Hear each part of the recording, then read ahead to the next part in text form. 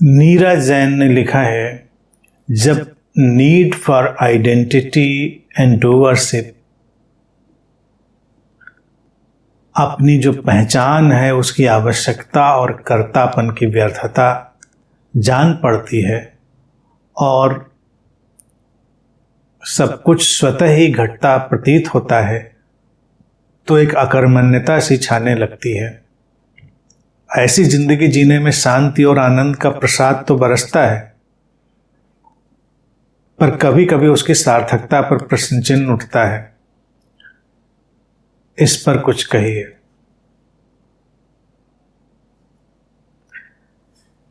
अगर बात सचमुच में समझ में आई है तो अकर्मण्यता नहीं आती, विश्राम आता है। अकर्मण्यता भी कर्तापन का ही सिर के बल खड़ा हुआ रूप होता है। यानी कि अगर किसी को ये फील होता अकर्मण्यता नहीं, मैं कुछ कर नहीं रहा हूं, तो इसका मतलब मैं कुछ कर सकता था और मैं अब नहीं कर रहा हूं, उस स्थिति को कहते हैं अकर्मण्यता। अकर्मण्यता शब्द का लिटरल मीनिंग भी वही है। अगर हमको ये समझ में आ गया कि हमारी जो पहचान है, जिसको हम पहचान बनाने में लगे थे, जो हम आइडेंटिटी की लड़ाई लड़ रहे थे, वो व्यर्थ है, उसकी कोई आवश्यकता नहीं है और हमको करने का व्यापक प्रोग्राम मिला हुआ है। यानी कि हम अकर्ता हैं, इसका मतलब ये नहीं होता है कि हमको करने का प्रोग्राम नहीं मिला हुआ है, हमको करने का पूरा प्रोग्राम मिला हुआ है।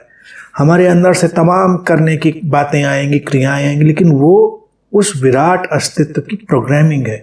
जैसे हम किसी कंप्यूटर पर काम कर रहे हैं तो हमारे एक क्लिक पे ही तो सब कुछ हो रहा है ना, उसमें करने का तो सारा प्रोग्राम है। तो कर्तापन जब विदा हो जाता है तो ये नहीं होता कि क्रियाएं विदा हो जाती हैं, क्रियाएं रहती हैं, क्रियाएं और शुद्ध होकर रहती हैं। हमको पता होता है हम बहुत सारी चीजें कर रहे होते हैं, लेकिन इंसान बोझिल किस बात से होता है? बोझिल होता है हम कर रहे हैं, मैं करने वाला हूं, इसके दबाव से। फिर क्या होता है? चुनाव घटते हैं, विकल्प घटते हैं, क्रियाएं घटती हैं, सब कुछ एक सिंक में, एक जैसे पूरा संगीत ऑर्केस्ट्रा बह रहा होता है, उस तरह से सब बह रहा होता है और हमें कोई तनाव नहीं है। अनेक अनेक क्रियाएं हमसे बह रही होती हैं, तो हम अकर्मण्य नहीं होते, अकर्मण्यता नहीं छाती। और जो लिखा है कि जीने में शांति और आनंद का प्रसाद तो बरसता है, पर कभी उसकी सार्थकता पर, किसकी सार्थकता पर? आनंद और शांति की सार्थकता पर प्रश्न चिन्ह लगता है, या जो वो पुरानी बात थी आइडेंटिटी और डूअर की। लेकिन प्रश्न से तो यही है कि हमारे आनंद और ये जो शांति है, इसकी सार्थकता पर प्रश्न चिन्ह लगता है। क्यों लगता है? आनंद और शांति के अलावा और क्या चाहिए? कुछ और चाहिए?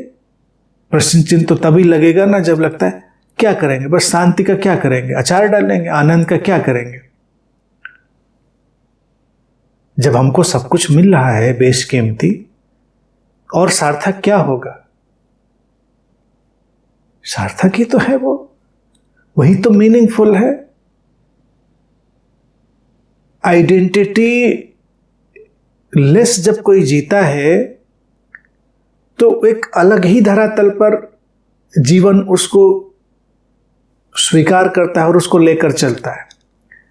आइडेंटिटी बनाने में लोग मरे जा रहे हैं और हम कभी भी इतिहास से नहीं सीखते।